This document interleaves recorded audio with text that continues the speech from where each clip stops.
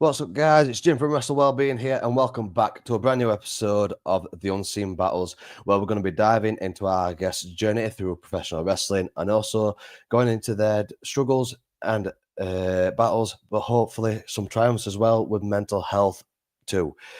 So before I get into my guests, I'm going to talk about the Heart Attack Foundation. For those of you that don't know and haven't seen the channel so far, first of all, welcome to the channel. Make sure that you smash that subscribe button, smash the like button as well on this video, and also share with your friends as well. For those of you that have been here before, you know exactly what I'm going to say. So the Heart Attack Foundation is a non-profit organisation based here in the UK that aims to share wrestling with children across Britain, particularly those in need. The way that they do this is by collecting donations of wrestling items such as toys, merchandise, and other wrestling-related goods, personalizing and packaging these donations, distributing the items to children and young people, mostly around the holidays such as Christmas, sometimes in partnerships with hospitals or other charities to reach children undergoing treatment. So in essence, guys, the Hot Dog Foundation leverages the appeal of professional wrestling to bring joy and a sense of real-life superheroes to children, especially those facing challenging circumstances. We've got a quick 2-minute video here, guys, for you to watch. Not only does this talk about the Hot Dog Foundation with a better description than what I've just given, but also shows the list of the fantastic UK wrestling companies up and down the country, with also a QR code that will lead you to these other wrestling companies. So make sure you go check those guys out after this episode. It's going to be a banger of an episode. I'm really looking forward to this. So we'll see you in 2 minutes, guys. Ready for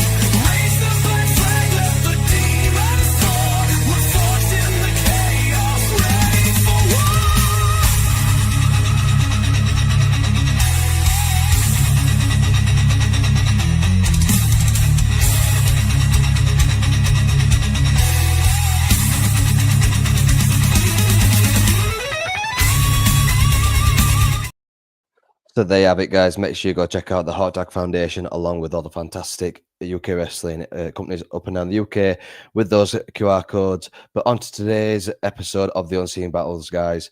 I'm joined by a fantastic guest today. He is a former two-time LWF Tag Team Champion. He's the current reigning, defending UKW Tag Team Champion. He's one half of the brand. His Royal Airness, Mr. Worldwide, the only JD King. JD, how's things, man? Better after that intro. That was brilliant. I'm going to need that recorded so that I can just start blasting it out. Now, when I get up in the morning and I need that extra little kick, I need that. That's what I need. But yeah, other than that, all good, yeah. How you doing? Fantastic, right? Yeah, I'm I'm doing all right, mate. So first of all, bud, I just want to say a massive thank you so much for joining me on this episode today. So obviously, as a lot of people that have watched this, that have watched you, know who you are. I think, in the last couple of months, you're one of the very few people that have been requested so much, and I've had a lot of interest in you coming on today. It was quite mental how many people want to see you on this. Well, that's weird. Like in a good way. It's a good. It's weird in a positive way, because I still find it really strange that people are aware of my existence. Like, other than the people that I work with regularly, in a ring with the companies I work with, they know who I am. 'Cause obviously, we have conversations. It's when other people seem to be aware of just the fact that I am a thing that exists, that just completely sends my brain. I'm not gonna lie, because it just again, I'm just one of them people. I'm just a dude doing something he enjoys doing, and I'm like, wait, you've seen things that I've done, and again, that just completely sends my brain. I'm not gonna lie. Absolutely, bud. I mean, the things that I've seen you do on your Instagram when you've posted videos, it's absolutely unreal, and you can always tell that someone's loving the thing that they're doing, and you can just tell that you absolutely love wrestling. It's just so clear to see. 100%. I from the day the day I started, all the way until now, it's just something I really enjoy doing. I'm constantly looking, oh, when's my next show I'm doing? When's the next booking? When can I do this? When can I do this? When am I next going training? And it's like, it's just that next thing, because again, it's something that I've found a real love in. And I've always said to anyone who's asked, I will continue to do this until I stop loving it. And I don't see that happening anytime soon, if I'm completely honest. Fantastic, mate. That I think everyone that is watching this and that's going to watch this has their fingers crossed. Because I've got to say, mate, you are one of the premier talents on the UK wrestling scene at this moment in time. I don't do well with compliments and positive stuff. I struggle with that. So let's come on, dial it back a little bit. I appreciate it, I really do, but it sits weird with me sometimes. Again, people that know me have said nice things will always we'll get a reply of, can we not? No, but we've got a comment already, but I think this is going to be a record for someone actually commenting. It's our very good friend. She's one of my favorite people in the UK wrestling scene at the moment. I think that she's yours as well, and it is our good friend Jobbing with Nikki, who says, "Just come to say hi, JD." I mean, I absolutely love Nikki. What's your opinion on Nikki? She's brilliant. I mean, she's an absolute nightmare, but she's brilliant as a nightmare. Basically, we've probably about maybe a year or so ago. God, I can't remember exactly when I first met her. Actually, yeah, it probably was about just over a year ago now, I reckon. And instantly, me, Raz, and Nikki all just sort of clicked and just constantly send messages back and forth. More often than not, it's me taking the piss, because that's just who I am as a person. But she's brilliant. She's got a lot. I've got a lot of time for Nikki and all the things she does as well. And like I say, with her being on UK wrestling, with where I'm working at the minute, hearing her commentate on my matches again is weird, because it's just a weird sort of situation in a good way, obviously. But no, I've got nothing but love for Nikki. She's brilliant. I've got a lot of time for her. And I hope that's made her get all. So last time I did something like this, she got all emotional and stuff. So I hope that's kind of happened. So yeah, guys, massive shout out to Nikki. Fantastic. I met Nikki a couple of months ago at UK Wrestling's Aftermath, where my friend Liam from Magic of Wrestling actually introduced me to John with Nikki, and she was absolutely lovely. She's one of those as well that you hear Nikki before you see her because of how loud she is, but she's got the most loving soul. She will do anything for anybody, and she's just brilliant. We've got another comment from her straight away. Says he's going to make Nailed it. so talented. No, Yeah, she is brilliant, and the best thing is like when she does her recordings, when she's at shows as a fan, and she'll send stuff to me afterwards. It's just hearing her in the background, because she is, again, as much as she does do all this content creating and stuff like that, which is brilliant, she's still a fan at heart. So she still gets those same reactions, and it's like when she'll send me like little clips and stuff that she's done for matches. Like we'll go back to the cage match at UKW. She sent me something from right at the start of that, when I did what everyone was expecting me to do, which was jump off the top of the thing, and her reaction, which is just, "Oh, I hope he don't die," and then she just loses her mind. And it's just, it's good to still see that she's not lost that while she's watching so much wrestling, creating all this content. It's great to see that she's still so invested as a fan as well. Absolutely, bud. Absolutely. So, first question for you, JD, is that what initially drew you to professional wrestling? Is it something that you've wanted to do ever since you were a kid, or is it something that you came to later on in life? So I've always been a fan of wrestling. I grew up watching wrestling all the time. Like the peak of my sort of loving wrestling was around the time of when you had the triple threat matches with the Hardys, Edge, and Christian Dudleys. That's always going to be the memories that stick in my head. Fell out of love with it a little bit, sort of maybe 2010, 2011, around that time, where I just sort of bounced off it a little bit. Like I'd still go and watch like the pay-per-views and stuff with Raz more often than not. And then kind of dropped off again. But then weirdly enough, and again, I'll probably get a little bit of stick for this, I do otherwise. AEW is what got me back into wrestling. Watching that regularly.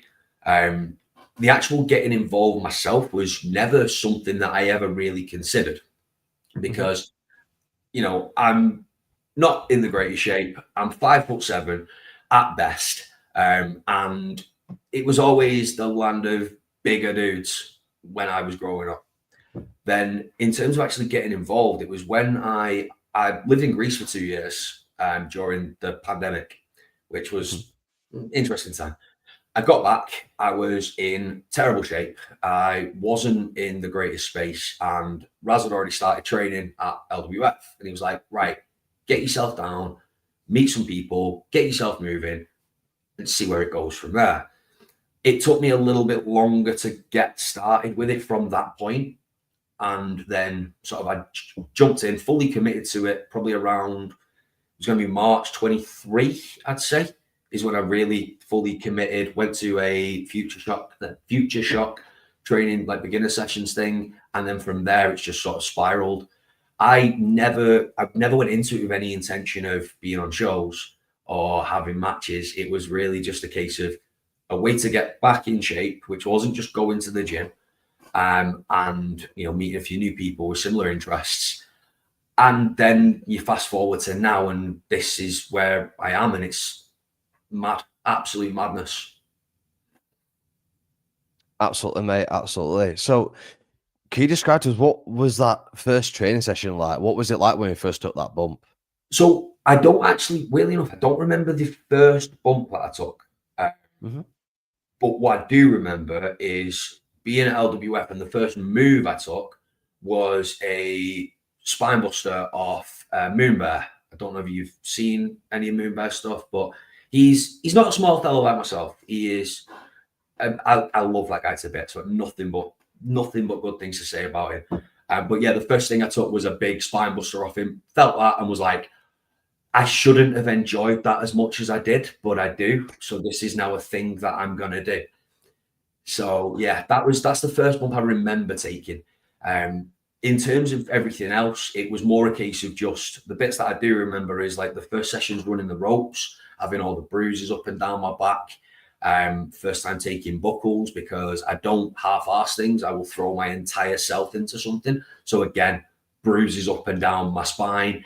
And at that point, it should have been a case of, is this really for me? But instead, it was a case of, yeah, this is a thing that I really enjoy. What that says about me, I don't know. But I think you find that with most people in wrestling who do these things, we're not quite wired right when it comes to what your body should do when someone bigger than you picks you up and throws you to the ground. What your body should do is the muscle memory of, oh, need to protect myself in a normal way. Whereas most people in wrestling are like, how good is this going to look on camera? That's my attitude anyway. And again, there will be people who say, why are you like that? And my answer is always going to be, I've got no idea, but it is what it is. Absolutely, but I was actually going to say, I think it's safe to say that a lot of wrestlers are quite tapped in the head because when I've spoken to wrestlers before and I ask them that question, they say, you know what, I took the bump and I felt really good about it. And you'd say that if you say that to some randomer on the street, they think that person's not wired up exactly right, that sort of thing. Yep, exactly. Again, there's levels to it. Some people are a little bit more, they've got that little bit of self-preservation instinct. Yeah, I don't.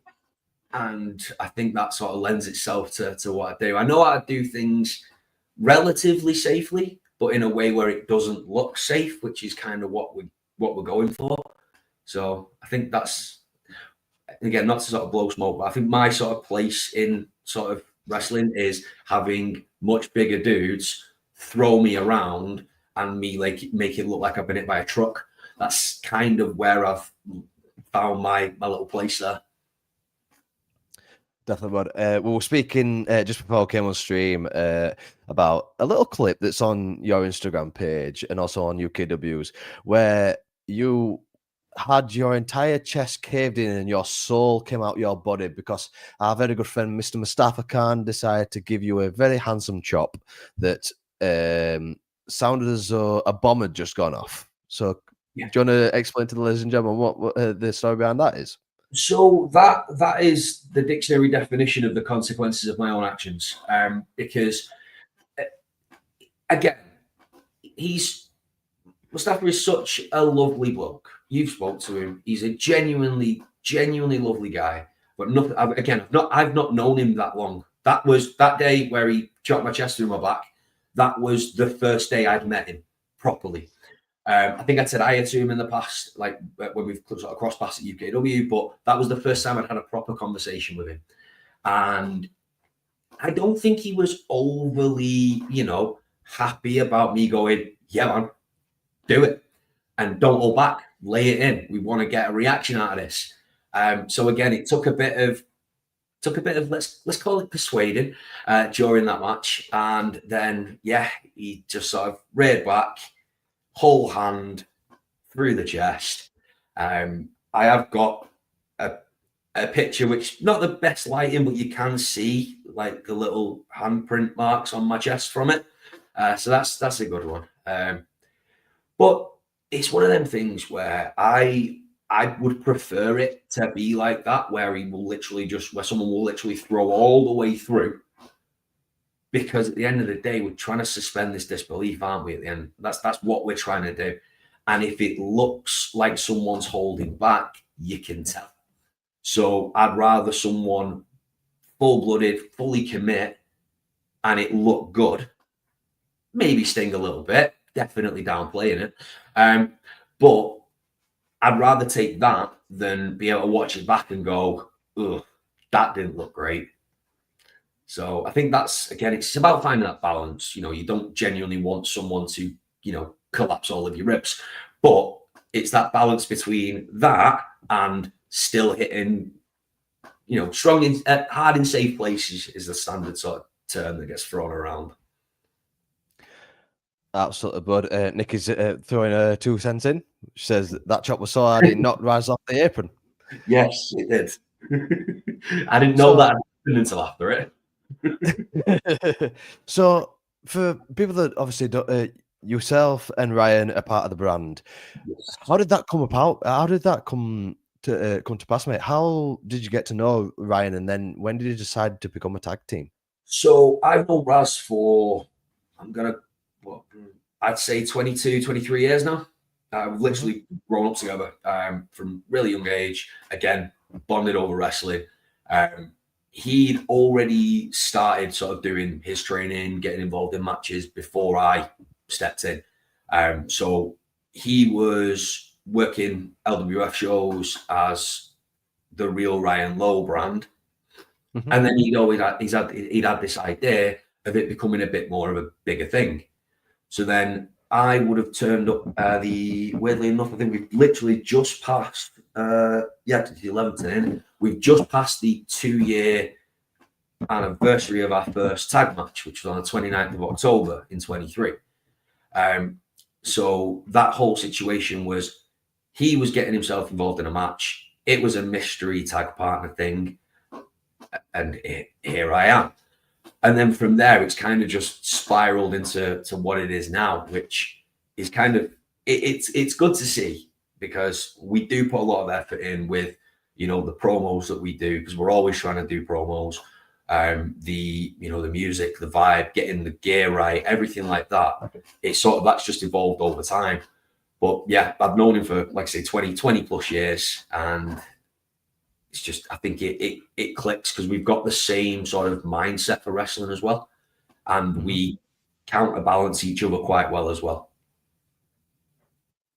Absolutely, mate. So, what would you say have been some of the most memorable moments and matches in your career so far? So, one of my favourite matches that I've had, and again, this is not throwing any shade on anyone, because I've had quite a lot of matches at this point. Well, I think I've said to you the other day, I think last Friday was my 80th match, which, again, when I think about that, and I've never actually never had any intention of having a match to be there, it's like, that's crazy. But one of them was the first match we had with Joe Sedgwick and Seb Mercer at UKW. That felt like a really good match. It was fun. It was great being in there with them two. Them two are phenomenal workers. They're brilliant, and I'd work them every day of the week if given the chance, because they got us to sort of step up a little bit, step up our game a little bit. Because that's one of my favourite matches. In terms of moments, I think more recently is the jump off the cage, which as soon as it was, people started finding out that me and Raz were going to be in a cage match, the go-to was, oh, when are you jumping off it? I was like, well, yeah, obviously. And then in terms of one of my absolute favourite, one thing's always going to stick with me from the matches that I've had was the match where me and Raz won the LWF tag titles for the first time, which was a ladder match at Charlie Town Hall last September. And most, when you say that, most people are going to go, oh, that first title win, is that the memorable bit? No. So what it was, we both took tombstones, and then the other two, the Lancadors, who again, got a lot of time for them, we'll probably come back to them in a minute, they then start climbing up the ladder. And the plan was then to get to a certain point and to fire up, is what was the instruction was. Again, it kind of, burying the tombstone, but for the love of the game. I took that instruction as fire up, on the feet, ready to go straight away. So I did a kip up, which is something that I've done a few times. I don't tend to plan when I do it. It just sort of felt right in the moment. Raz will admit he is not capable of a kip up. So as I'm firing up and he's slowly burning up, I hear him just go, prick. And that will always stay with me, because it was just one of them moments where at that split second, I was like, yeah, probably shouldn't have done that. We should have probably gone at the same pace, same speed. But it was too late at that point. Just hearing him go, prick, under his breath. But I was close enough so I could hear him. And then I had to not break at that point as well. Fantastic, mate. That's absolutely brilliant. So, obviously, as you mentioned, you're a former LWF tag team champion. You're the current reigning defending UKW tag team champion, or one half, should I say. How do you prepare for such a big match like that, both mentally and physically? I'll be honest, my physical preparation isn't what it should be. It's something that I'm working on, and I need to start getting a bit more of a routine down. In terms of actually going into those matches, the only way I can, again, as I've said this before, and people sort of give it a bit of a, yeah, sure, but it is genuinely true. The way I get through those matches are adrenaline, caffeine, and nicotine. That's how I get through. Because again, it just takes the edge off. I do the same sort of thing. But there have been a few matches recently where I've kind of built the whole situation up in my head quite a lot. And Mhm. weirdly enough, the match with Joe and Seb, the second one when we won the UKW titles, before we went out, in my head, I'm stood there going, shit, I'm freaking out. I'm losing it here. Was on the verge of a panic attack. And then our music hit. So I was like, well, I can't not go out and do this. So I've just got to push that to one side and crack on. And it's not because I'm nervous before I go out for any match. Again, it's one of them things where I might not look it when I go out there, but that's part of the, part of the show. But I've always got that level of nerves going on. But before that match, I was like, right, this is a big one now. And I built it up so much in my head over the days beforehand that when it was just about to happen, it nearly just completely threw me out. But again, if that music wouldn't have hit when it did, I don't know what would have happened. So it hit, went out, did the match, went well, and then I was like, no, what was I worried about? Absolutely. But so obviously, when you're told by such as Jonathan Sedgwick, the owner of UKW, when you get told you guys are going over, you guys are winning the tag titles, what goes through your head when you get told that? So for me, and again, I will probably keep prefacing a lot of my answers with, but when I say this to people, they sort of look at it the wrong way. But the sort of title in itself, the physical title in itself, isn't sort of what matters to me as much. It's the fact that someone's looked at us and gone, do you know what? We trust you guys to hold these and represent what we're doing here in this tag division. We trust you. We appreciate what you've done. Now go on and do it. So because that's my sort of mindset on the whole title reign situation, that's kind of why it doesn't sort of overface me or anything. It's more a case of at that moment I'm like, okay, these guys are backing us right now. So only thing we can do is go out and smash it. That's all we can do. So that's kind of how I approach that. And again, it's one of them where the titles, again, they're great to have to hold around to sort of carry about and that, but it's what they represent from the people who've decided, look, you guys are going to carry these. That's what matters more to me. Mm-hmm. Absolutely. And when you're going into these big matches, these title matches, does it make it easier when you're facing guys like Joe Sedgwick and Seb Mercer, two guys that obviously you have a lot of respect for, that you have quite a lot of chemistry with, that's really easy to see? Does it make it easier being around those type of guys? It definitely does, yeah. I think that's one thing that we found with a lot of the work we've done at UKW more recently. You click with people. You either click with people or you don't. And even if you don't fully click with people, you can still get that chemistry. But it's one of them where as soon as we started having that chat with Joe and we said and sort of going, right, so is this, what do you reckon to this? Have you got any ideas? And as soon as you realize that you're on the same wavelength, everything else just sort of flows quite nicely. So it's well, at least for me anyway, I think I can tell how the chemistry is going to be within like the first 30 seconds of a conversation about the match. And again, the thing with wrestling is everyone's got a different philosophy on it. Everyone's got a different idea of what wrestling should be. Nothing's right, nothing's wrong. Everyone's got a different idea of what it should be. And even if you've got different ideas on how it should be, you can still find a way to balance them and still get the best out of the situation. But I think the best matches are always between, again, not just for me personally, but in terms of what you watch on TV and stuff, it's always when you know that the ideology from that perspective, they're on the same page, because it just makes everything else so much easier.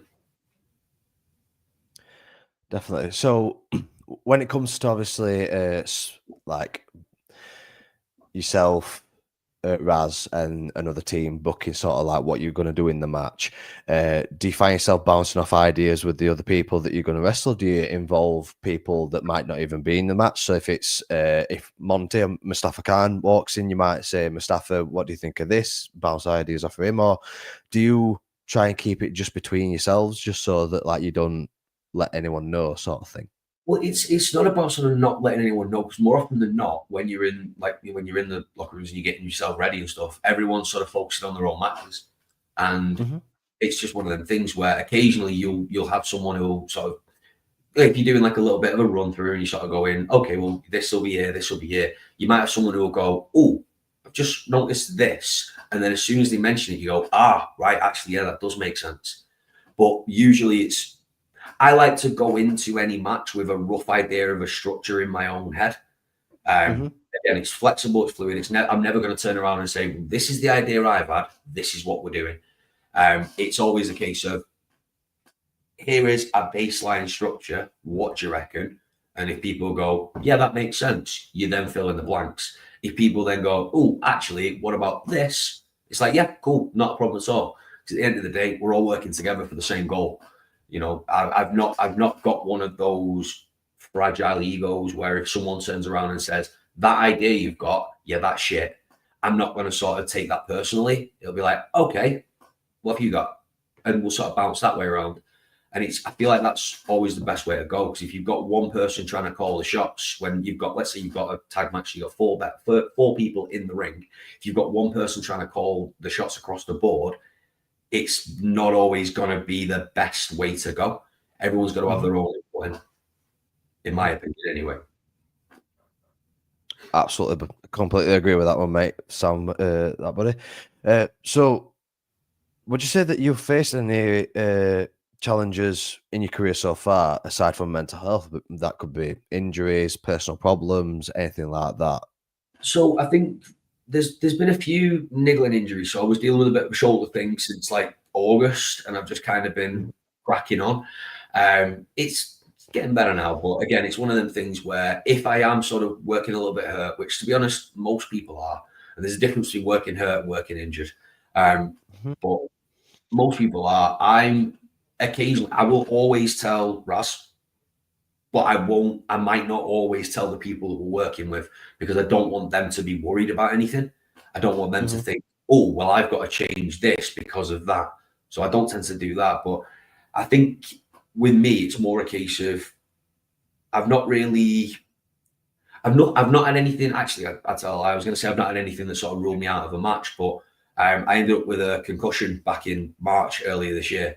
And it meant that me and Raz, who had a booking at a title show that was coming up, I was going to have to pull out of that show. And I hated that. I've never, to this point, if we've agreed to a booking, we have always done that booking. Regardless of whether another opportunities come up and they've gone, oh, do you want to come and work this show? It's like, no, sorry, we've got this one already.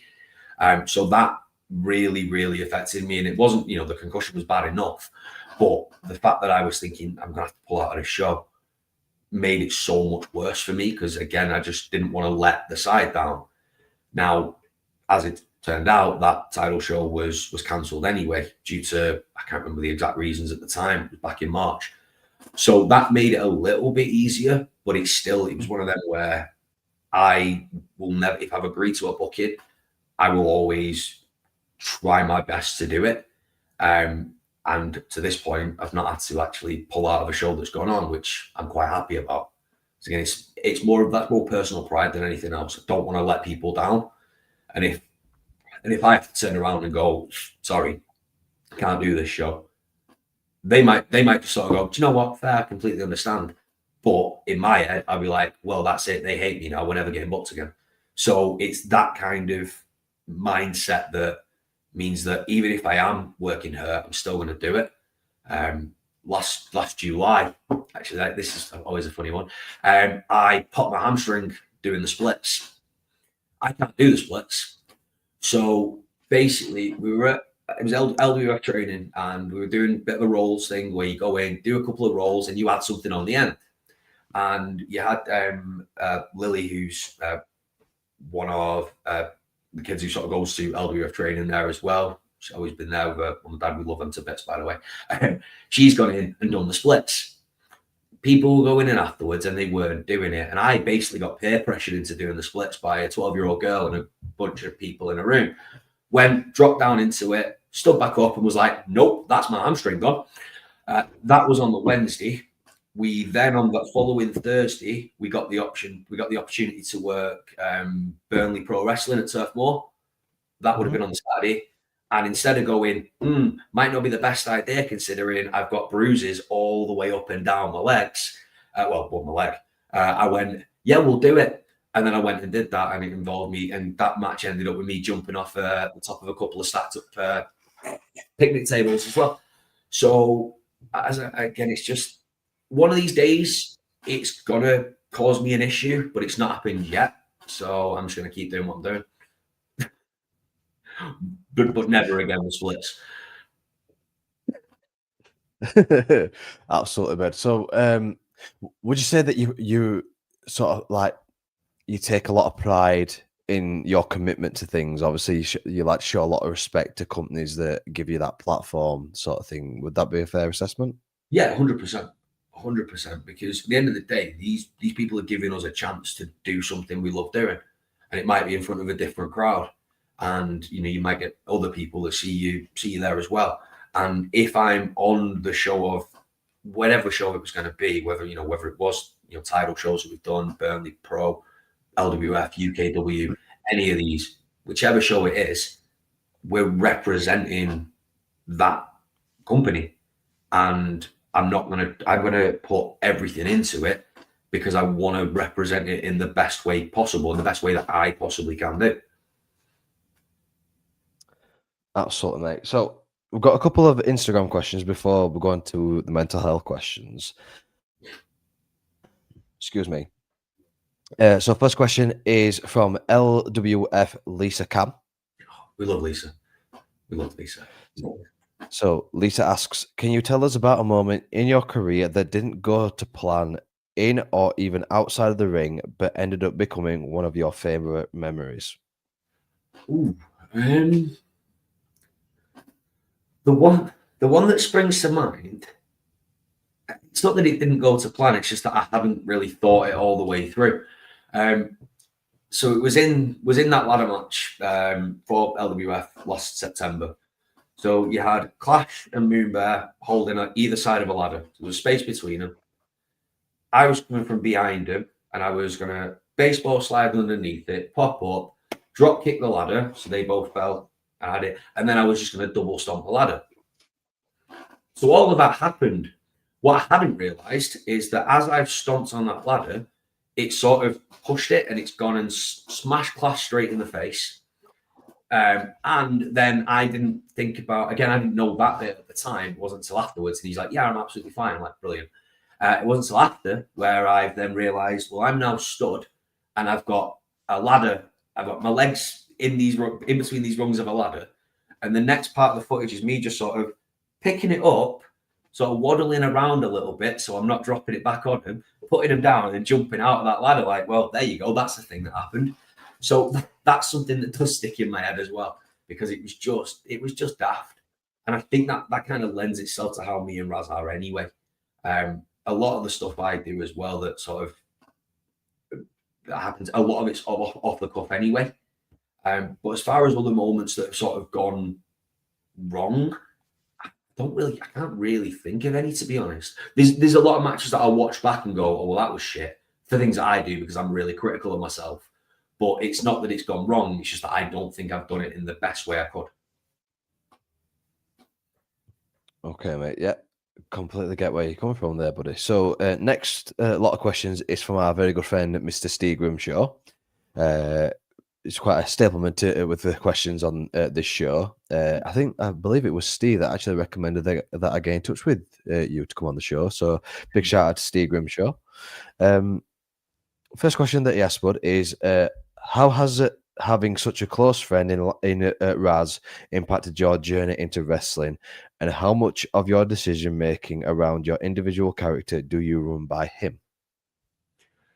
So having Raz there is the best thing. I mean, like I say, I love wrestling in itself. I love doing that, but the fact that I get to do it with my best mate, who I've known for 20 plus years, just adds an extra layer onto it. And it's just, it's a case of we'll travel to shows together, we'll come back from shows together, and it's just, again, we're we're ridiculously close. I love that guy to bits.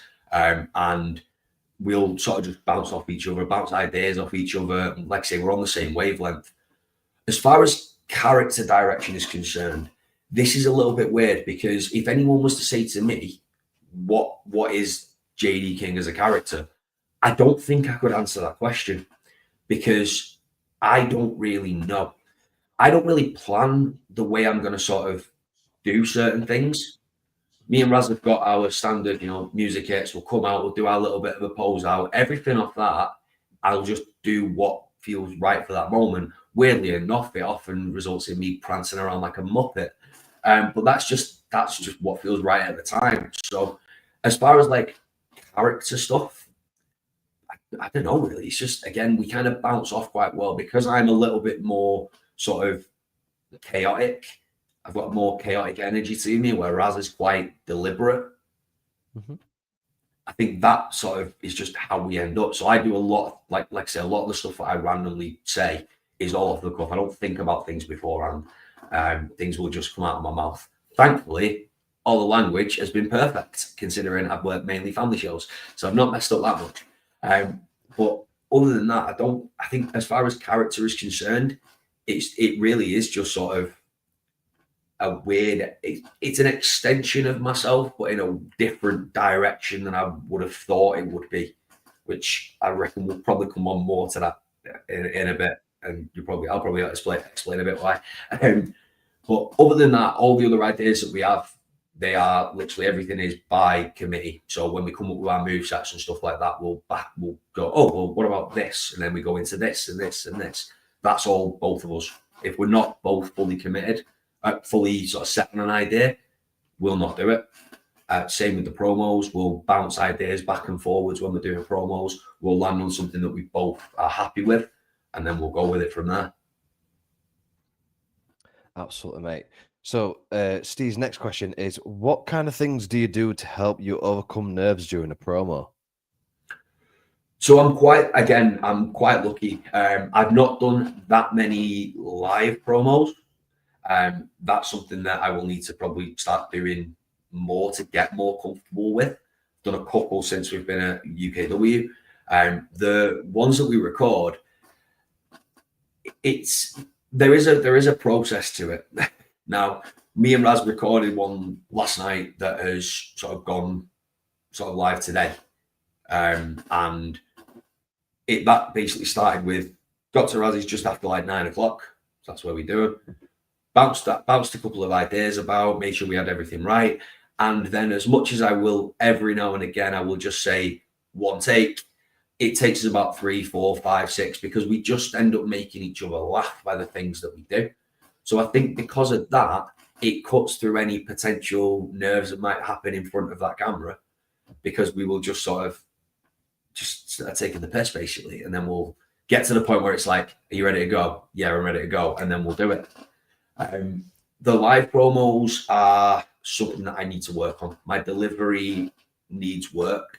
That's something that I am making a more conscious effort trying to get better with, because I think in terms of coming up with the words, I can put a good promo together words wise, but I feel like my delivery is always lacking. So when I'm actually doing a live one, that is kind of playing on my mind a little bit, which is why if there are live ones, you'll often see Raz pick up more of the actual speaking there, whereas I'll just be there to sort of throw a few little snidey comments here and there.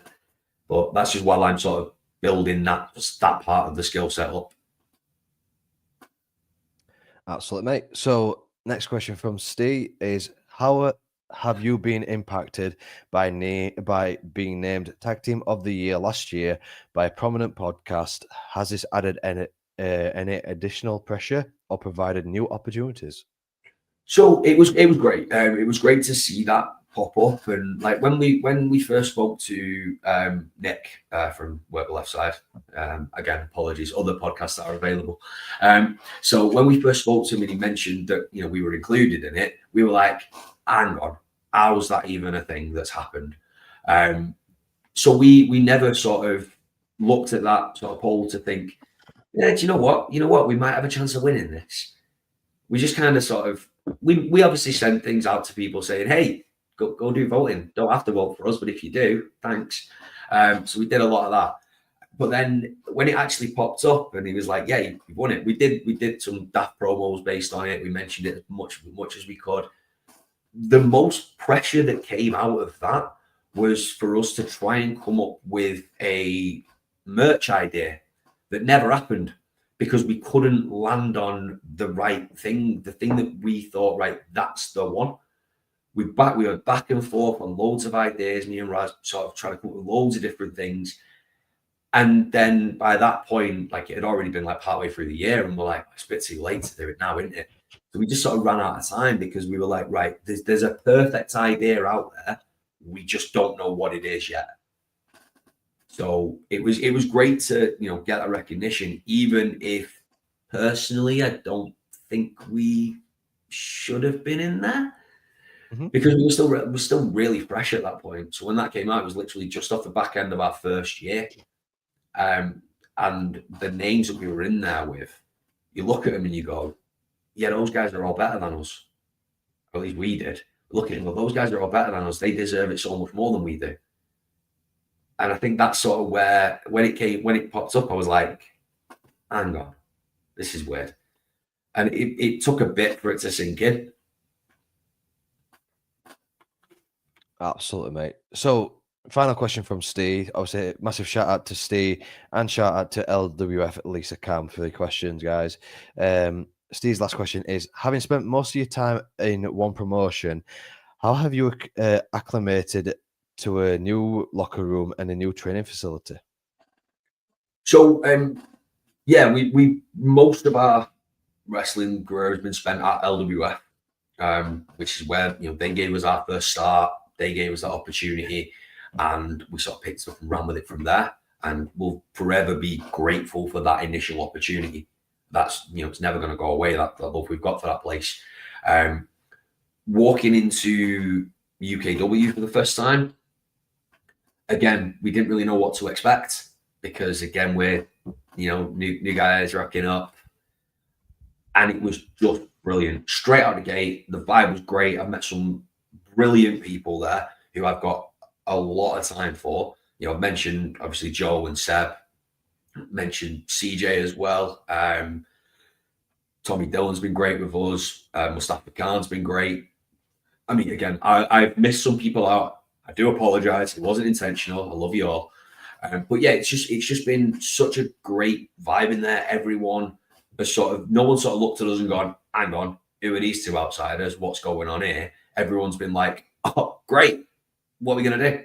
And it's just been a really good, it's a good feeling to get sort of to walk in and think, oh, actually, do you know what? This feels good. This feels comfy. I like this. Fantastic, mate. So, last question before we go on to mental health side of the questions, bud. If yourself and Ryan could have, let's say, a fatal 4-way tag match with 3 teams from the UK wrestling scene, who would you pick?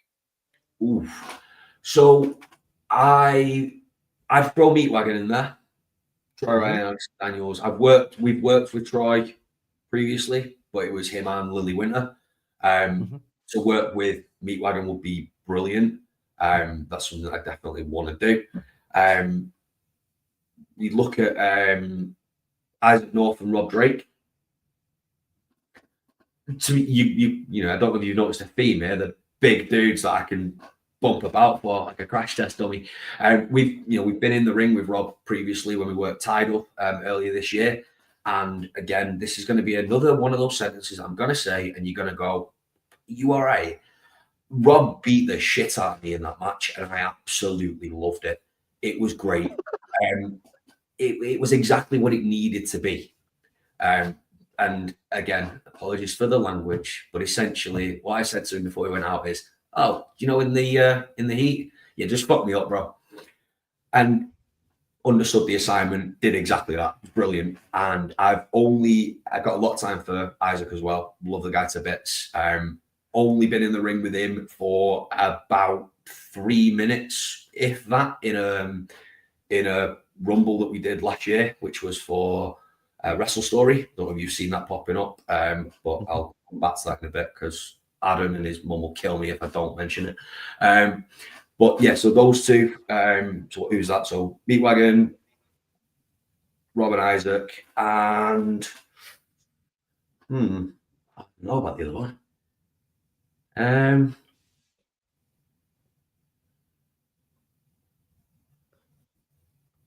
This is I don't know. Oh, this is annoying. There's definitely we'll come back to the 14 because I'll probably just sit here in silence, pulling all these faces, making That's not going to make for a good viewing experience, is it? So we'll come back to that. Put a pin in that one. I will think of something. Yeah, no worries, mate. Couldn't come back to that towards the end of the episode. So, thank you for sharing your journey so far, JD. Really do appreciate it, bud. If it's all right with you, mate, we'll go straight into the mental health questions. Yeah, can do. Fantastic. We'll see you guys in 2 seconds.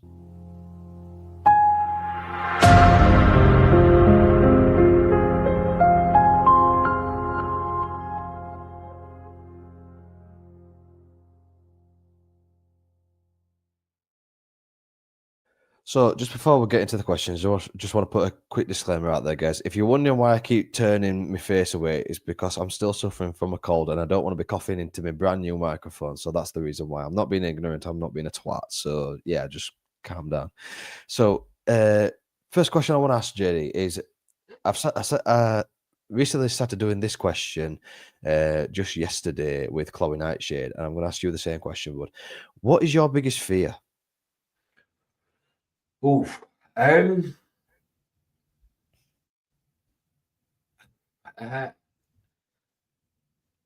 to think of that. I can't sort some up. Sort of rejection more than anything, and sort of putting myself out there and trying to be, the best me that I can be, and someone just going, nah. But it's weird because we get that, not everyone's going to always get along, but that sort of that kind of not being accepted is probably better to say than rejection. That is something that I really struggle with sometimes, because I can be a bit of a prickly character from time to time, and it's not intentional. It's just the way my sort of sense of humor is, the way my voice can come across sometimes is very sarcastic when it's not intentional.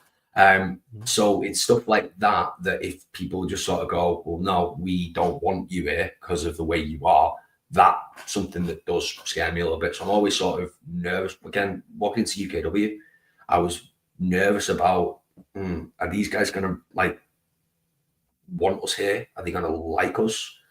And obviously, with that, like I mentioned, was all great anyway. But that's probably something that I do worry about quite a lot, more than I probably should do. But again, it's just one of them things. Absolutely. So would you say that there's an element of imposter syndrome in there? 100%. Oh God, yeah. Now I can't remember where I heard this, but I was always suffering. I was always dealing with the imposter syndrome because I was getting put, in match in front of all these people, and I'm like, hang on, do I even deserve to be here? Is this really a spot for me? That used to sort of play on my mind quite a lot in a negative way. And then I heard something, and I cannot for the life of me remember where this popped up. It might have been a random Instagram reel, it might have been a YouTube video, it could have been anything. And it pretty much just said that if you feel an imposter syndrome, then good, because you're out of your comfort zone, and that's the only way you can feel you can grow. If you feel like if imposter syndrome is there and you feel like you're at a level that you shouldn't be, well, sort your shit out and get to that level. So while I do still sort of sit there and think, oh God, should I be here? Is this really a spot that I deserve to be in? That's part of my brain. The other part is, well, if you're not supposed to be here, fucking make it so you are.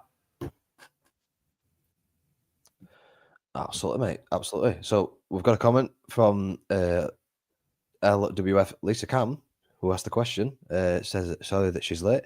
Thank you for joining us, Lisa. Hope that you enjoy the video.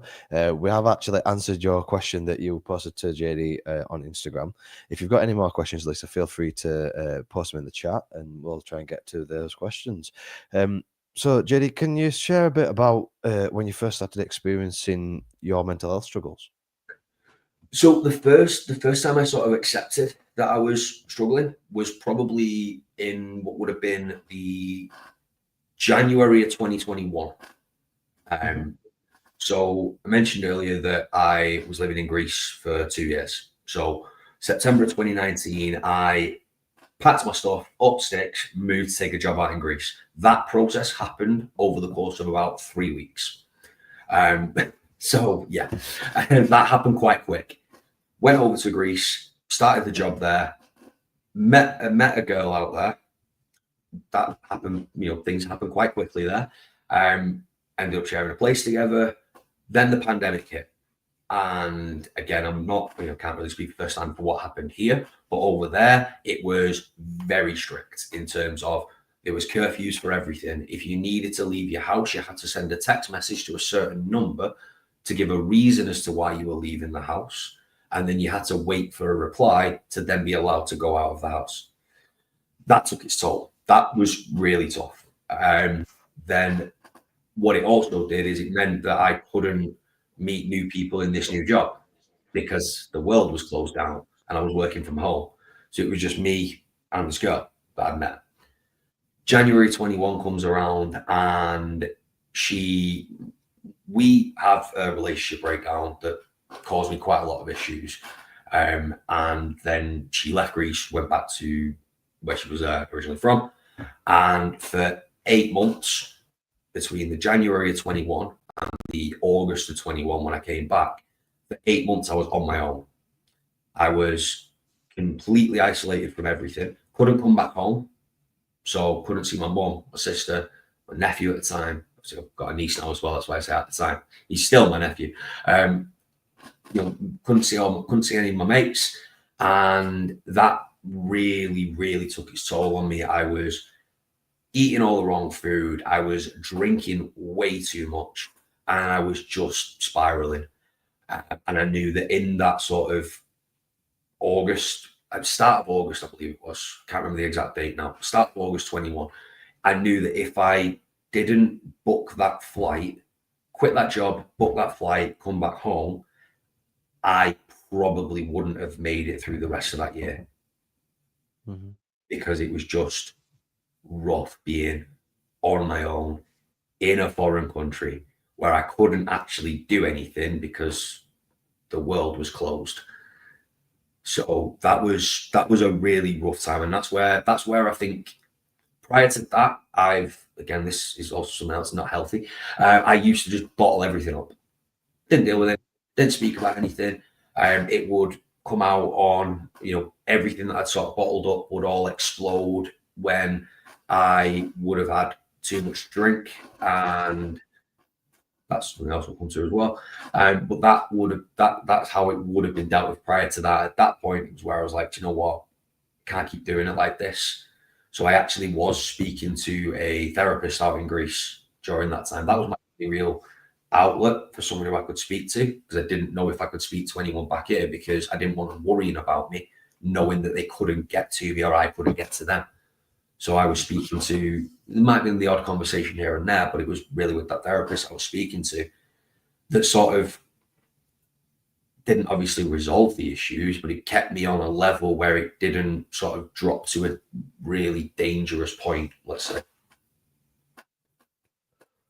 Okay, definitely. Okay, so obviously you mentioned that you ended up bottling a lot of things up. What do you think it was that was making you feel as though you couldn't speak to people, that you had to bottle things up? Was it a sense of that you didn't want to admit that you needed help, sort of thing? I don't know. I honestly couldn't tell you. I don't know whether it was I was worried about the perception. I don't know whether I was worried that people were going to think, oh, yeah, what's going on here? Not really. I didn't know whether I could articulate the situation properly. So I don't know whether I could actually explain it to someone for them to understand and not just think, what's wrong with it? So I don't know whether it was that. I know that it wasn't sort of external pressure that made me keep it bottled in. Now I think about it now, I know that I had the people there that I could have spoken to. I just didn't. And for me to sort of go, oh, this is the reason as to why I didn't, I really couldn't say. It could a number of different things probably at the time. But I think I'm definitely in a better place now where I do talk about things. Again, I probably could do with doing better with it, but more often than not, I do have the people that I can rely on. If I need to have a conversation, I will now. So just knowing where I was to where I am, it's trending in the right direction. Okay, fantastic. So, have you when you're at shows, if you're at training, if you're at a show, whatever, if you are struggling, do you find it easier to open up to people that you're working with? For example, if you're at a UKW show, do you find it easy to go up to, say, Mustafa Khan and just say, "Look, I'm struggling," or do you find it easier to go to like Raz and speak to Raz about your problems? Well, what's really strange is when I'm at shows, when I'm at training, when I'm doing anything wrestling related, there are no issues. There's no struggle.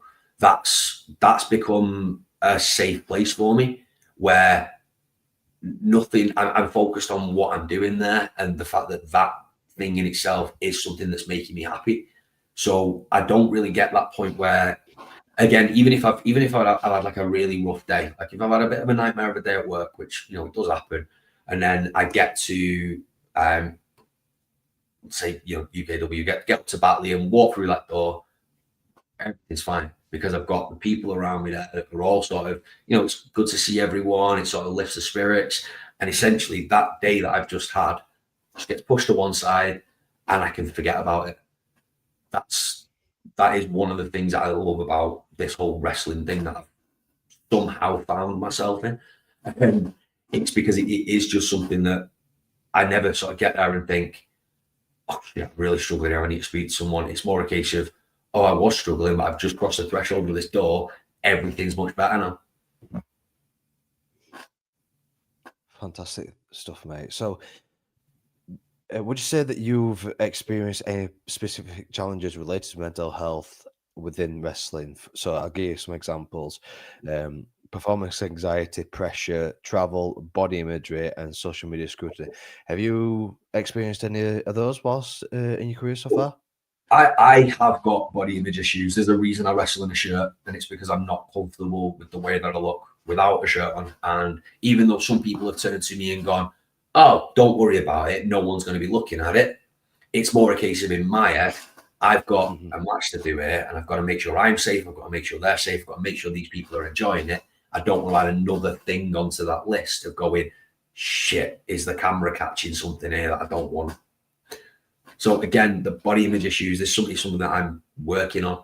My ultimate goal with that is to get to a point where I can comfortably have a match without a shirt on and it not affect me.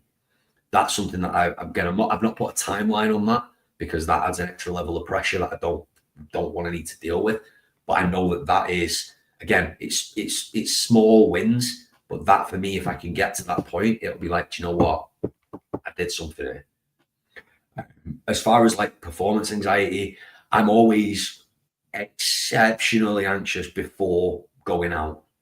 So all the way out, all the way through the day, we'll be having these conversations, talking matches, talking this, just chatting absolute bubbles with anyone who'll talk anyway.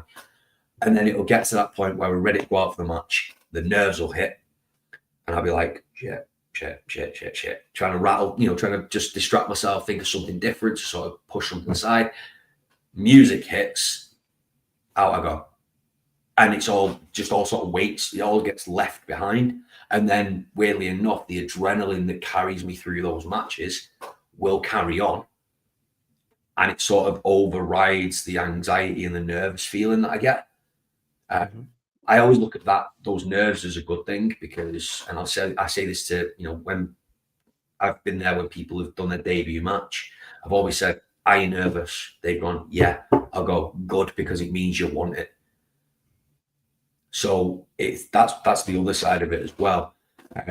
As for like the other things you mentioned, like the social media stuff, at the end of the day, I'm not an expert in how social media works. What I will do is I will either put a bunch of clips together that is highlights of a match, and I'll post it, or I'll get something that's happened in a match that I think is funny. I'll get a random idea from somewhere, attach something to it, post it, and go, there you go.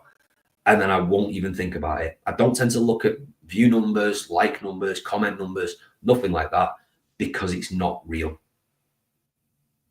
So that's the way I see social media anyway. It's a really important tool, and I should probably take it more seriously than I do.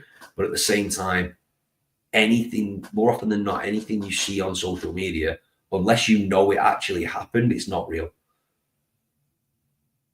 If that makes any sort of sense.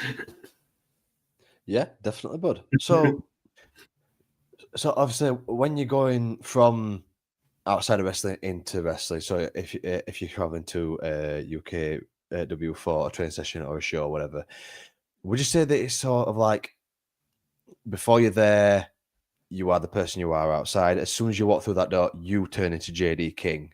You sort of like become that character sort of thing, and that's why the problems just seem to disappear. Would that be a fair assessment?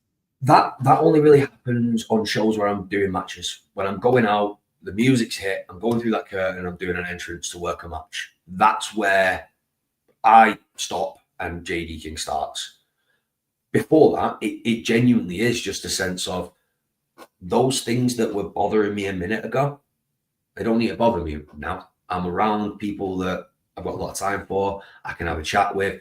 I think more than anything, it's a distraction from what I was. So it's still the same sort of me out in the real world in that setting. It's just there's other things that are distracting me and sort of overriding the sort of potential negativity I had before getting there. So it's a testament to the people around more than anything else, because I'm not making a conscious effort to go, oh, I need to be in a better mood because I don't want to go in there with a face like a slapped ass. It's more a case of it just happens and I walk in, I'm like, hey, how's it going? Crack on, have a laugh, joke about, jobs are good. Fair enough, bud. So would you say that there's been any particular moments or periods in your career where your mental health struggles have felt particularly overwhelming at all? I think there's a lot of times where the worst thing for me is when I get match footage back and I watch that match footage, because I'm my own worst critic. I am exceptionally hard on myself to the point where some people will actively yell at me and tell me I need to be nicer to myself, because I will see things while I'm watching these matches and it'll be like, oh, I should have done that. And it's something so nitpicky. Like I know I can sit here and I can say, I'm nitpicking here. I know that I'm picking things out when I should be looking at the bigger picture. But when I'm actually watching it, I'm focusing on those little bits. And that's probably where it dips me a little bit, because I get frustrated with it. And then it makes me sort of go, oh, well, do I need to stop doing that because I can't seem to get it right? Do I need to?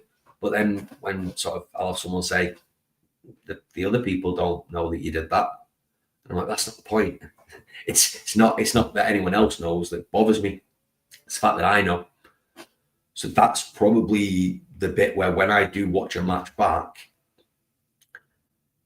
again, there's never going to be a flawless wrestling match.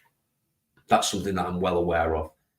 But because I'm such a perfectionist and I want things to be a certain way, while also completely understanding that perfection doesn't exist, it's such an annoying conflict that happens in my brain. So there'll be times where I'll watch a match. If something starts to grate on me, if I keep watching it, I'll get more and more frustrated. So what I've started trying to do is pause it, leave it, come back to it, and then, so it doesn't just stack the frustration. I'll still get frustrated and it'll still annoy me, but it's not sort of compounding it all on top of itself. Absolutely, mate. Got a comment from Lisa again, who says, JD has progressed so much in his career since I've known him. He's such a pleasure to be around. I tell him to be kinder to himself. He should be. Very nice comment there from Lisa. We love Lisa. Lisa's brilliant. So I don't know if you'll notice this, but some of the things that I've posted on social media and that have come from Lisa's social media footage as well is during the entrances where I will go up and I will just chat utter bubbles right down the camera, say whatever comes to my mind. And that then started this whole thing where she started put things together. So what was it? This conversations with JD King, where I'll just come out of my entrance, chat utter nonsense, and then just crack on from there. So yeah, Lisa's brilliant. Love Lisa to bits. Massive shout out to Lisa, guys. Make sure you go check her out on her Instagram as well. Also, guys, if you check out the QR code in the far corner, just on the top of my head, that is actually a link to JD's Instagram as well. So make sure you go give JD a follow, give him some love. So when you're experiencing these problems when you're watching your matches back, JD, is there any coping mechanisms that you sort of put in place to counter that? It's not a healthy mechanism, but I do chain smoke quite a lot. So if I'm sat there like on my laptop, I'll be sat there looking at stuff, and it'll be a case of pause up straight outside to sort of get myself away from it. Yeah, not overly healthy. Or again, I will just stop and I'll distract myself with something else. And to be fair, the problem with that is if I get distracted enough, I won't come back to that match footage for 3 days because I'll just be completely distracted and forget I was doing it. So that does help because I am easily distracted. So it can be a case of I can genuinely be having an absolutely horrendous day. It will take one thing for me to completely forget about all that and just be, happy-go-lucky and everything's fine. It's such a weird contrast. But again, it works the other way as well. I can be in a great mood, but if something sets me off, it just completely dips it. And I sort of just go, right, okay, I need to see what's going on here. Absolutely, but so obviously you mentioned that you have sought out professional help through therapy. How important was that for you to get therapy? It was good at the time. Like I say, it was during a point where I was feeling really isolated. So I was physically isolated, in a foreign country. So I needed some form of outlet, and being able to have a conversation about stuff with someone who had never met me before, didn't know the first thing about me other than my name at the time. When obviously things started, we started on the conversation. It was just so freeing to be able to openly speak about everything. When I basically spent quite a lot of years not doing that, to have someone I could just basically unpack everything, and at the end of that session, think, okay, don't need to interact with that guy for another week, and it was just sort of like. It was kind of freeing, to put it in a cheesy way. It was like I could just sort of go, there, here's everything, with no pretense, didn't have to put on a mask, didn't have to sort of go, look, this, everything's fine, nothing to worry about, don't even know what I'm doing here. Didn't even need to worry about that. It was literally just a case of, okay, here we are, game on, here is everything that's ever bothered me. Kind of felt bad for him because I remember that first session. I just was talking for about an hour, non-stop, pretty much. So I do remember that one. But then after it, what was like, oh, that actually felt pretty good, and that's where I started to be a bit more open with my friends, with my family, to sort of let them know where I was at. Maybe I didn't share everything with them at that point because, like I say, being in a different country, I couldn't run the risk of someone worrying too much about me. So I kind of would drip feed things through. But again, like I say, prior to that, it would all come out when I had been drinking. Now I don't drink anymore. I've been sober for just over 3 years now. Because I knew that it wasn't something that was good for me. I was not a good person to be around when I've been drinking, so I knew I needed to stop. So I think, weirdly enough, that has coincided with the start of this wrestling journey and the start of me being able to be a little bit more open, a bit more, telling people more about what's going on more than anything. Absolutely. So, would you say that you found it easier to talk to someone through therapy because you didn't know them personally? So it wasn't a case of that you'd say what you need to say to him, and then the next day you'd see him again. It was a week in advance. It was sort of like you say it to him, and then a week later you could say something else to him. Would that be a fair assessment Yeah, as well? yeah, it was completely siloed, so it wasn't part of my life. It was, but I could compartmentalize it to sort of go, okay, this is going to be an hour where I'm going to speak to this dude here who doesn't know anything. The only thing he's going to know is what I tell him.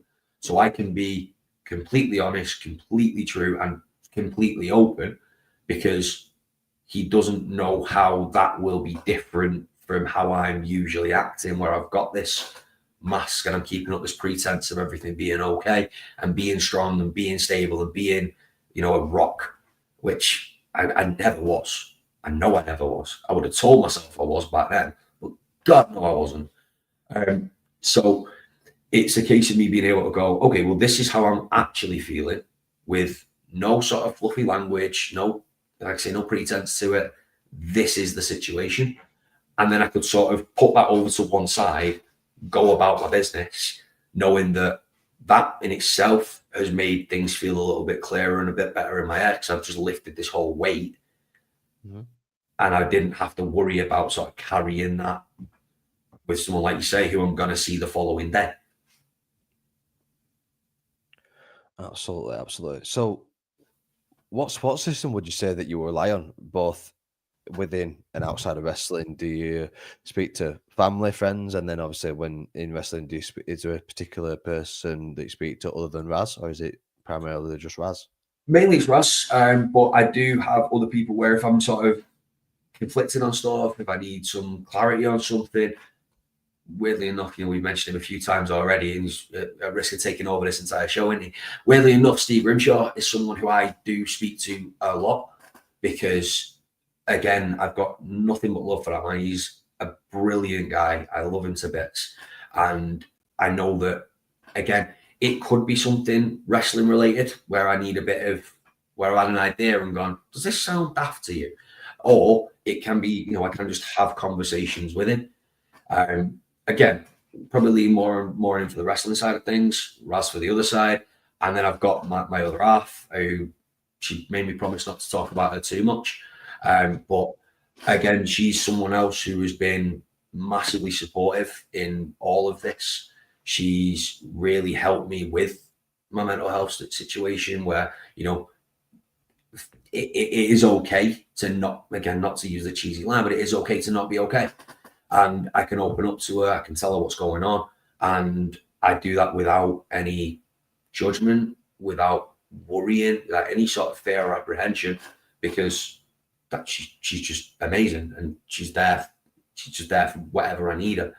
Um, I've obviously got my family, got my mum, my sister, who again, they are there for me.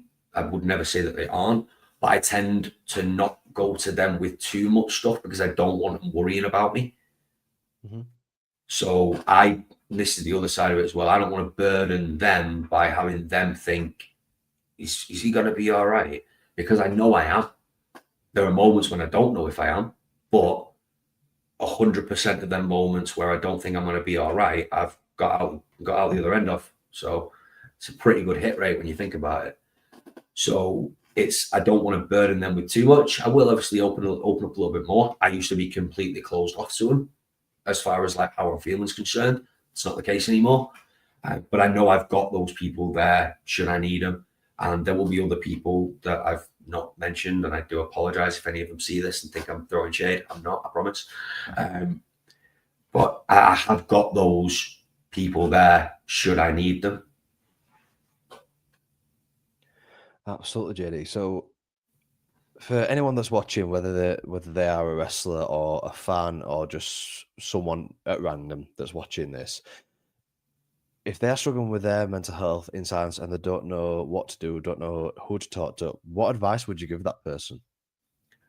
you will have someone to speak to. There will be someone at the other end of the phone or a message, phone conversation.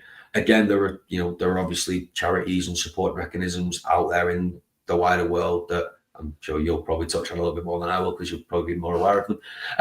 But there will be someone to speak to.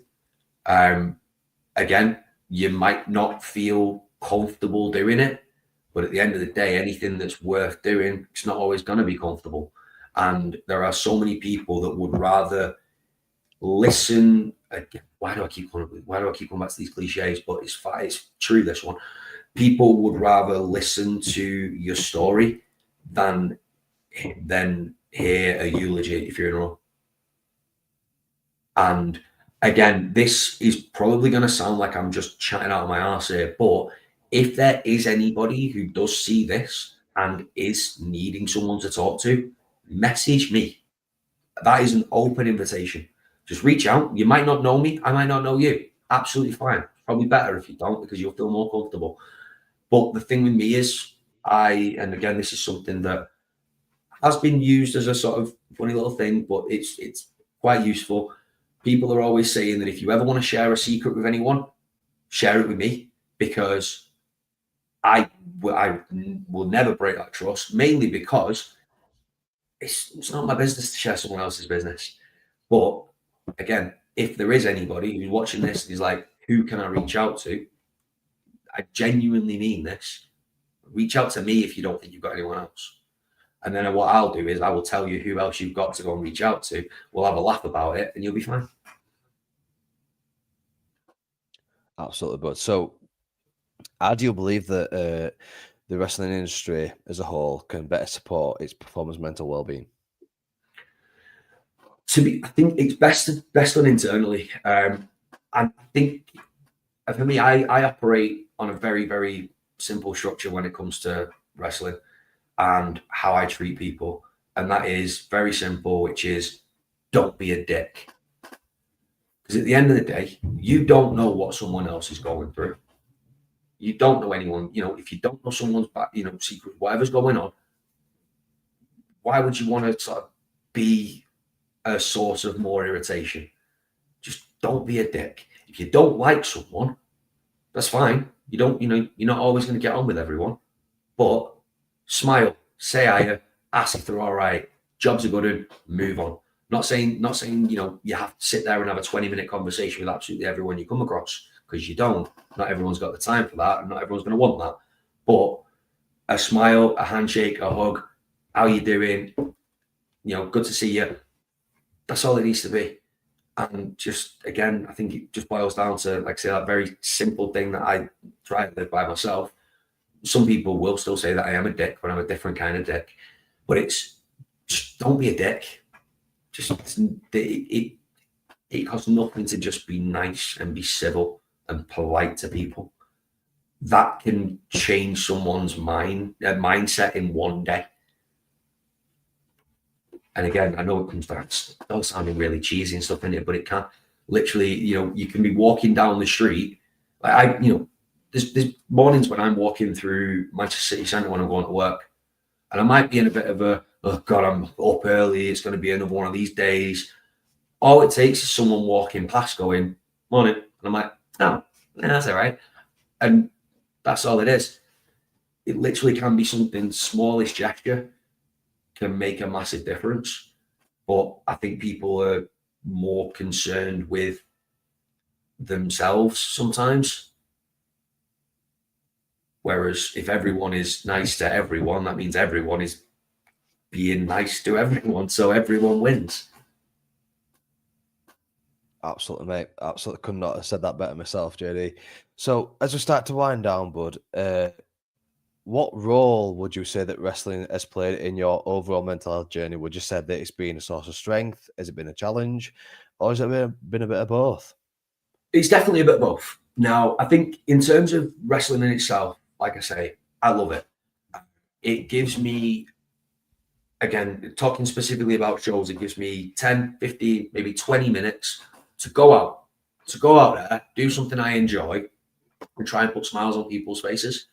And give someone, again, because again, Someone's had a shit day. All right, go and watch a bit of wrestling. See this bald kid get launched around the ring for a bit. Jobs are good. You know, it's that side. That is what I look at. So again, whatever's going on in my life for that 15, 20 minutes, however long that period is, I'm there for all these people to distract them from what's going on in the real world. And at the same time, distract myself from what's going on in the real world. Because barring one moment, barring one individual, I'll mention this in a second, but barring one specific moment, me in that ring is not me in my day-to-day life, barring one particular moment, which is Raz's fault. So it's just, again, it's that sort of where it comes from me of, you know, it's a moment of distraction where I don't need to worry about what's going on. You know, don't worry about what you read on the news, all the bullshit that's going on there. You just go, do you know what? We're going to watch a bunch of sweaty dudes beat the shit out of each other for a couple of hours. Jobs are good in. Then there's obviously the challenge for me. And this again is going to sound so strange. I don't like being the center of attention. And I don't like cameras. And I don't like all that stuff. Which makes no sense considering the hobby that I've chosen for myself. Because that is literally what I'm doing. I'm trying to take focus. And that in itself is a challenge for me. Because it's sort of going, okay, you go out there are cameras, there are people watching you. Do something good for them. So even though I don't like having the focus all on me, I kind of have to deal with it and embrace it because it's what I've chosen to do. But yeah, going back to that moment I mentioned about Raz, July this year, there was a show which was the day before my birthday. So we did our entrance, out we go. Unbeknownst to me, Raz had already spoken to Andy, who was announcing, and they were doing the whole happy birthday thing. And the gimmick fell away. It stopped being JD King in that moment, and it was Josh. And he did not like that. He was going bright red. He wanted to run away, but knew he couldn't because there was a match to be done. And yeah, so that was a challenge to get myself back on track. But other than that moment, again, it's that's a distraction from real life, that's what wrestling is for me. Whether I'm watching it, whether I'm performing, whether I'm training, it's a distraction from real life. Absolutely, bud. So, what would you say you want your legacy to be when you retire or when you're not wrestling anymore?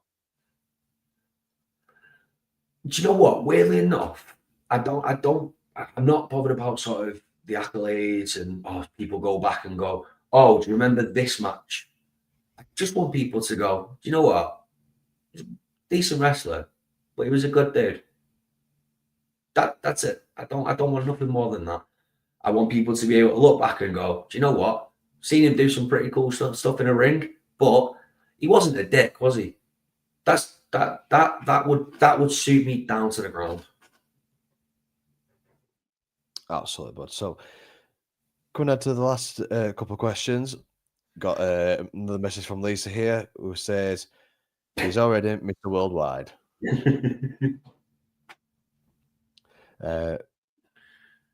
So yeah, coming on to the last few questions, bud. What are your aspirations and goals within professional wrestling for the future? I just want to keep doing it. I want to try and get in front of as many people as I can, different promotions, me and Raz, doing tag team bits all over the place. That's the ultimate aim, just to keep going and keep, improving. Because again, if you're not trying to improve, then there's no point carrying on. So it's a case of I want to keep getting better, do more stuff, go to more places. Again, I'd love to sort of do the whole, I'd love to go and wrestle in the States, in Japan, in Mexico, all these places. That would be brilliant, but, going to probably start with the ambitions closer to home first. So turn up at a few extra places in the UK and then see where it goes from there. Absolutely, mate. Got a comment from a regular commenter on the channel, Louise, who says, "This is what we do." We love Louis. I've not seen Louis for a while, but good to see him popping up. He's put another comment straight away saying, "JD is amazing. Always good to see him at shows. I even ring announced him earlier this year." Thank you so much, Louise, for the comment there, bud. That was the title match we did back in January when he did the ring announcing for us. He's a good lad. Fantastic. So coming up to the final question, mate. I spoke to you about this before we came on stream and told you about the reaction that we received. Hopefully, you've remembered what the question is. I'll put it to you anyway. Who is your Mount Rushmore of wrestlers, JD? Right. So some of these, I know for a fact that some of these are going to be unpopular opinions, but I will preface this by saying I know that these aren't going to be seen as the greatest wrestler of all time. This is my mountain. Get your own. So first of all, and this one is really going to ruffle feathers, I reckon, is Goldberg. One of my earliest wrestling memories is Goldberg in WCW. And again, just an absolute intensity machine. And again, as a kid, you look at him and go, he's scary. This is going to be fun. So that's pretty much. And again, people will often say that he can't wrestle and he's shit, and you get all the Bret Hart related stuff. But the thing is, he might not have been a great wrestler, but he was great at what he did, which is your 2-minute squash matches. No one does a better squash match than Goldberg. So he's definitely on there. And anyone who disagrees, cool, that's all right. One of the other ones I put on there, again, which might not be a popular one, but is Chris Jericho. And I would say, again, in spite of what I just said a minute ago, he should be in the conversation for one of the greatest of all time.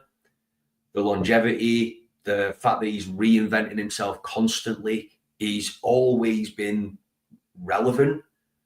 And if you're gonna do a promo, which is the list of the man of 1,004 holds, you've always got a special place in my heart for that. Mentioned before about obviously my start with watching wrestling as well, my earlier memories as well. So, and again, this is an obvious one, but Jeff Hardy, because some of the stuff he did will no doubt influence some of the stupid stuff that I do. Because again, it's just the way things are. And then, so that's what Goldberg, Jericho, Jeff Hardy, and someone I'm really enjoying at the moment because, again, I think he's just phenomenal at what he does, which is Swerve Strickland. There's a particular move that I do in the ring, which I have directly pulled from him, which is the house call. So again, is he greatest of all time? No, because he's still very, very young. Could he possibly go on to be one of the greatest of all time? Definitely. But he's someone who I really enjoy watching at the moment. And I say at the moment, he's obviously injured at the minute, but when he wasn't. But yeah, other than that, there's loads of more sort of recent names that I just have a lot of time for, which is like a lot of them are going to be AEW related. So I'm about to send all you WWE audience somewhere else. It's like Hangman, Jay White, Kenny Omega. They're all that stick in my head early doors as well. But no, the Mount Rushmore at the minute has got 3 and 1 potential, really, isn't it? Which is Goldberg, Jericho, Jeff Hardy, and I'm putting Swerve on it just because I enjoy him. There you go, buddy. Fantastic for that one, mate. So that is it, guys, for today's episode of the Unseen Battles. Obviously, massive thank you to JD for joining me, mate. Thank you so much for sharing your journey and also your struggles as well. Hopefully, this has helped someone that is watching that has struggled the same that you have. If there's anything you want to say, bud, to finish us off, if there's anything you want to plug, obviously there's your Instagram on the QR code just above my head at instagram.com/this is JD King. If there's anything else you want to plug, mate, anything else you want to say, anything you want to get off your chest, feel free, bud. Take us home. Oh, I'll say thank you for having me, first of all. I do appreciate it. This is only the second time I've been on something like this, not with Raz sat next to, well, on the same screen as me as well. So doing this solo bit with, but no, thank you for having me. In terms of plugging things, this Saturday, it's Wrestle Story 3. It's a charity event held at St Aidan's Parish Centre in Wigan, for raising money for the Epilepsy Society. Get yourself on Facebook, Instagram, all them things. Search for Wrestle Story 3. If you can get down there, great. If you can't, still go on there, give money to charity because it's nice to be nice. Other than that, you'll see anything else I need to plug with the Instagram link. But as far as like final words, I feel like this is quite an important one, this. But just don't be a dick. I couldn't say better myself, mate. Obviously, thank you so much, JD, for joining me, bud. Make sure that you check out tomorrow's episode, guys. It's going to be an absolute banger with my guest, who is an absolute legend. It is Mr. Mateus Havana. Looking forward to that one. It is a slightly earlier one at 2:00 in the afternoon. So yeah, guys, make sure you go check that out. Make sure you go check JD out on his Instagram. Absolutely fantastic dude. And remember, guys, it's okay to talk. Let's get talking more about mental health and let's save more lives. We'll see you guys later.